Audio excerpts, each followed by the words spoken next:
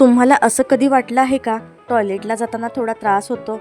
सुरुवातीला हलकासा, जास्त काही सिरियस वाटत नाही, पण एक दिवस शौच करताना थोडंसं लाल रक्त दिसतं आणि तेव्हा मनात येतं, हे काय झालं अचानक? पण आपण काय करतो?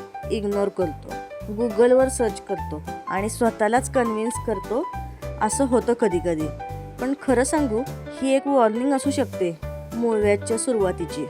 आणि जर आज इग्नोर केलं तर उद्या हा छोटासा त्रास मोठ्या प्रॉब्लेममध्ये बदलू शकतो.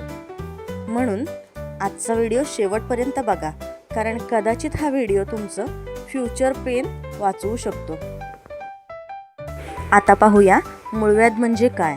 चला अगदी सिंपल भाषेत समजून घेऊ. आपल्या शरीरात व्हेन्स असतात ज्या ब्लड वाहून नेतात.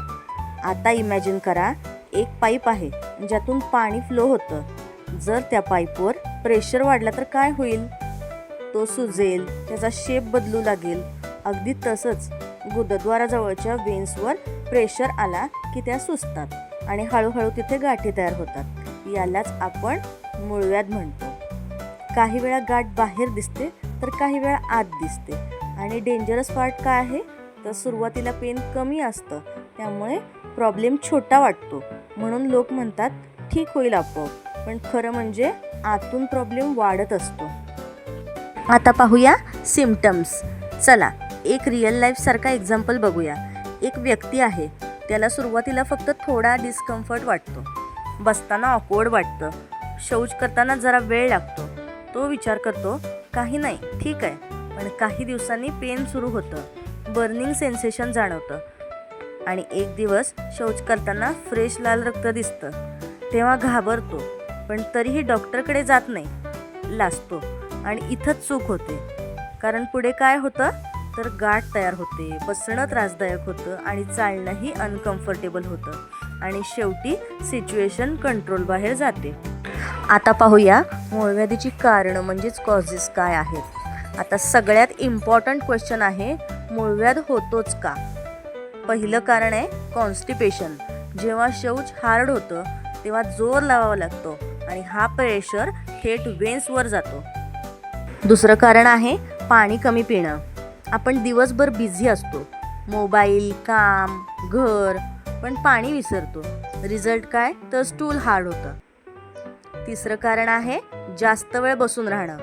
ऑफिस, जॉब, मोबाईल स्क्रोलिंग आणि TV यामुळे आपण तासनतास बसून असतो. त्यामुळे ब्लड सर्क्युलेशन स्लो होतं आणि प्रेशर वाढतो. चौथं कारण आहे चुकीचा आहार. जंक फूड, ऑइल जास्त प्रमाणामध्ये आणि फायबर कमी, यामुळे डायजेशन खराब होतं आणि शेवटी स्ट्रेस वाढतो.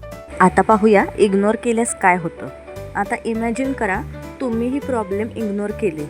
पहिल्या स्टेजमध्ये फक्त डिस्कम्फर्ट दिसतं, दुसऱ्या स्टेजमध्ये ब्लिडिंग सुरू होतं आणि तिसऱ्या स्टेजमध्ये गाठी मोठ्या होतात आणि शेवटी सर्जरीची वेळ येते.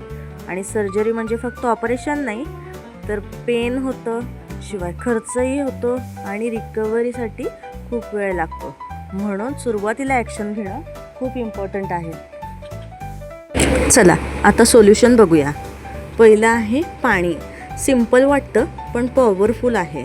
7 ते 8 ग्लास पाणी दररोज पिल्यास स्टूल सॉफ्ट होतं. दुसरं आहे फायबर डाएट, म्हणजेच जेवणामध्ये फळं, भाज्या आणि सलाड यांचा जास्तीत जास्त समावेश करावा, त्यामुळे डायजेशन स्मूथ होतं. तिसरं आहे एक्झरसाइज.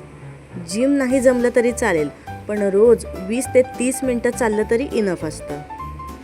चौथं आहे सीड्स बाथ, म्हणजेच गरम पाण्यात 15 ते 20 मिनटं बसणं, त्यामुळे पेन कमी आणि स्वेलिंग पण कमी होतं. पाचवं आहे टॉयलेट हॅबिट्स. शौच रोखू नका, तसेच जास्त वेळ बसू नका. बॉडी सिग्नल देतो, त्यावेळी लगेच रिस्पॉन्ड करा. आता पाहूया डॉक्टरला कधी भेटावे. काही वेळा होम रेमेडीज पुरेसे नसतात. जर ब्लडिंग वारंवार होत असेल, पेन सहन होत नसेल, गाठ मोठी वाटत असेल तर लगेच डॉक्टरकडे जा. गुगल ट्रीटमेंट करू नका, स्वतः मेडिसिन घेऊ नका, कारण चुकीचा इलाज प्रॉब्लेम वाढवू शकतो. मूळव्याध ही लाजण्याची गोष्ट नाही, पण दुर्लक्ष करणं ही मोठी चूक आहे. म्हणून आजपासून स्मॉल चेंजेस करा. पाणी प्या आणि डाएट सुधरवा. शरीराचं ऐका, कारण तुमचं हेल्थ तुमच्या हातात आहे. आणि लक्षात ठेवा, वेळीच लक्ष दिलं तर मोठा त्रास टाळता येतो. आणि अशाच आरोग्यपूर्ण माहितीसाठी घरगुती संजीवनीला नक्की सबस्क्राईब करा.